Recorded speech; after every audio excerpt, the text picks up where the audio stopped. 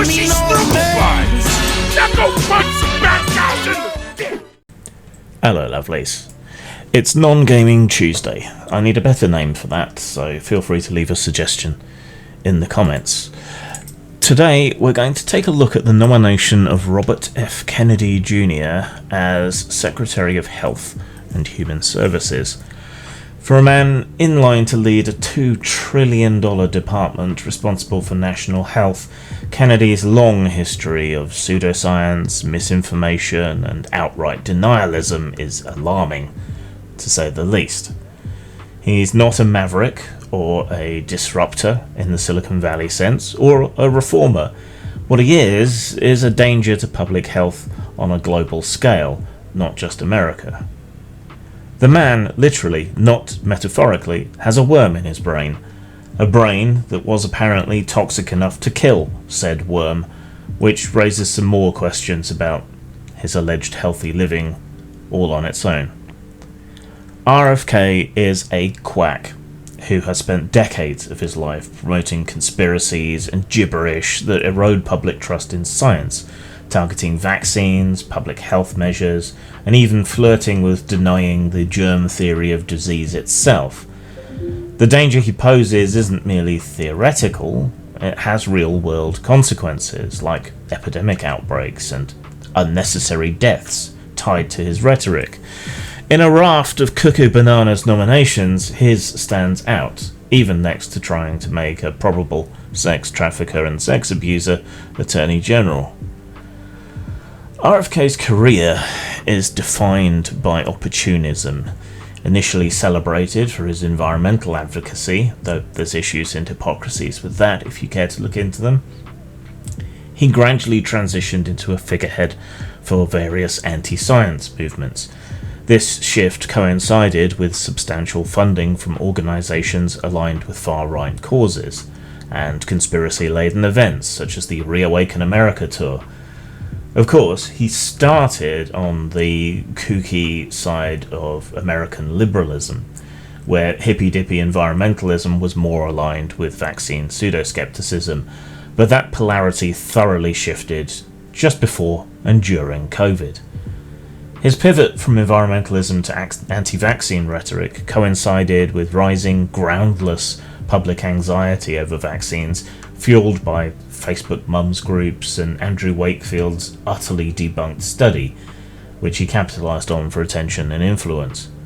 More recently, he's aligned with Trump, endorsing a candidate whose policies contradict many of Kennedy's earlier positions on the environment and public health, and whose actions and lack of actions during COVID created many tens, hundreds of thousands of unnecessary deaths. Kennedy presents himself as a fighter for public health and medical transparency, but his methods often involve cherry-picked data and distortions of the truth presented with false confidence. For instance, he criticizes Big Pharma for profiteering, while he profiteers from speaking fees and donations to his organizations, much of which comes from equally or even more dubious sources with particular ideological or financial axes to grind. He positions himself as pro-environment, yet he has opposed things like wind turbines near his Cape Cod estate, citing aesthetic concerns.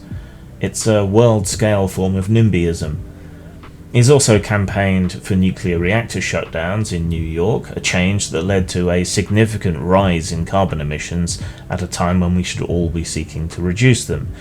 And now he's going to be part of an administration deeply cornholed by the fossil fuel lobby. This inconsistency, publicly advocating one thing while privately opposing it, characterizes much of his career and undermines his credibility. Kennedy's COVID-19 rhetoric was deadly. He claimed, without evidence, that the COVID-19 vaccine caused mass deaths and likened pandemic health measures to the Holocaust. His Children's Health Defense Group spread misinformation about vaccine ingredients, falsely claiming that they contained dangerous toxins.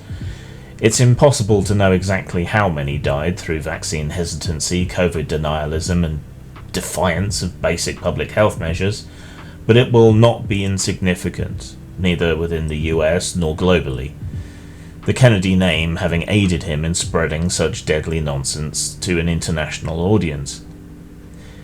In 2021, Kennedy produced a documentary, Medical Racism, The New Apartheid, targeting black communities by suggesting vaccines were a tool of oppression, despite overwhelming evidence showing the disproportionate harm COVID caused to unvaccinated minority populations.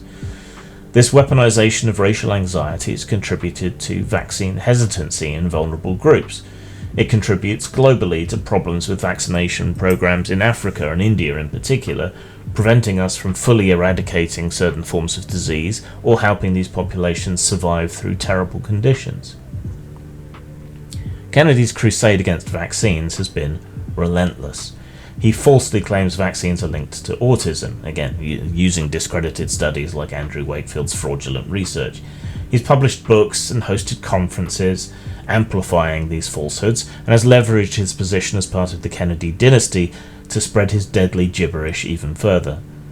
A particularly egregious example was his claim that thimerosal, a preservative no longer used in most vaccines, was neurotoxic, which it was not. He claimed this simply because the compound contains mercury. This is akin to claiming that table salt is poisonous and explosive because it contains sodium and chlorine. Despite studies disproving this alleged link and toxicity, and the discontinuance of the use of thimerosal for more modern preservatives, Kennedy continues to promote this narrative, which has driven vaccine hesitancy and has created outbreaks of preventable diseases, like measles. One of the most common anti-vax arguments I run into fingers thimerosal, which again was harmless, and again hasn't been used in decades at this point anyway. Kennedy's questioning of HIV as the cause of AIDS mirrors past denialist rhetoric that led to untold suffering and unnecessary and early deaths, particularly in Africa.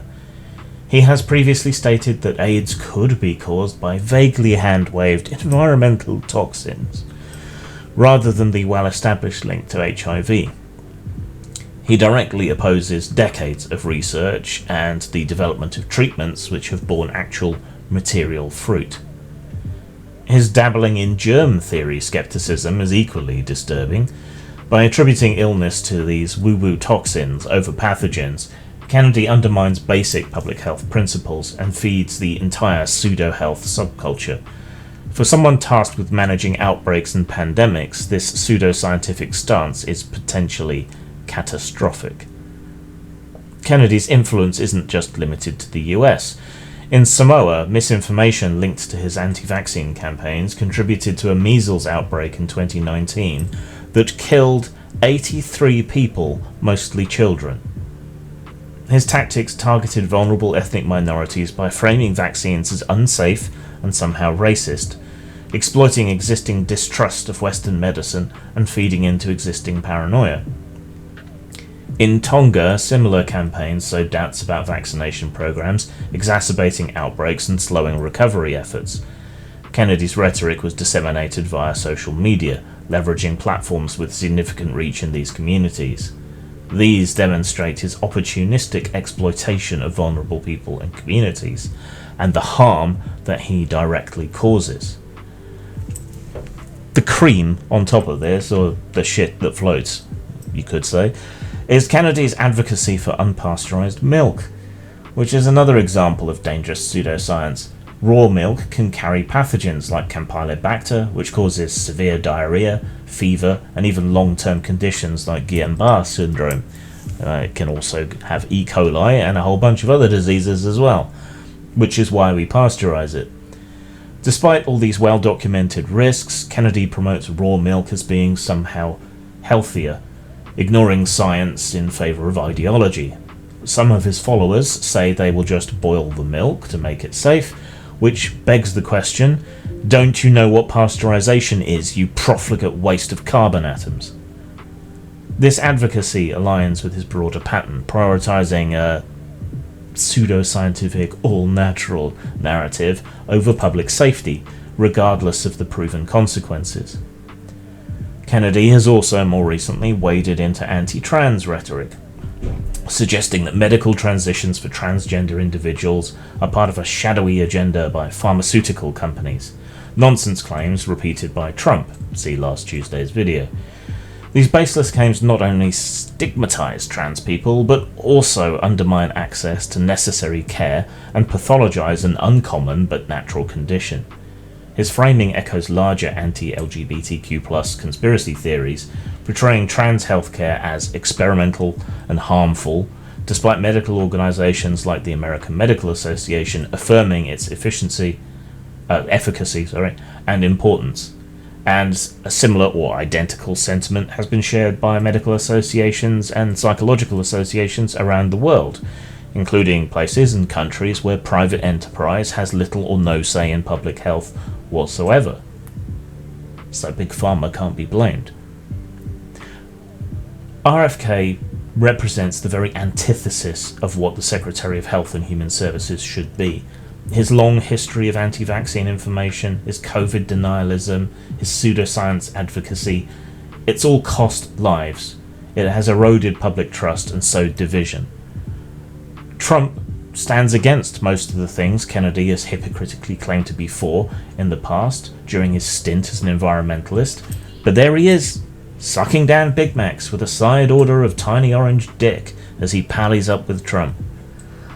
Appointing him to this role isn't just a bad decision, it's a potentially catastrophic gamble with public health. Leadership in health requires moderation, science, soberness, integrity, a commitment to evidence-based policy, and a willingness to learn, none of which Kennedy has demonstrated. If we care about health, science, and safety, this nomination in the States must be opposed. The effects will be global.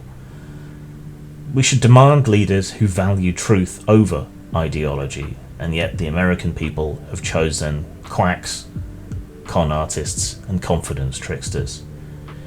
If you don't believe me on any of this, by all means do your own research. That's probably the only way you'll have a chance of believing me or changing your mind. But use something like DuckDuckGo so that your existing biases don't algorithmically slant the results. Zang. About 3,000 of you subscribe, but only about 200 are getting notifications, so click the bell and click all.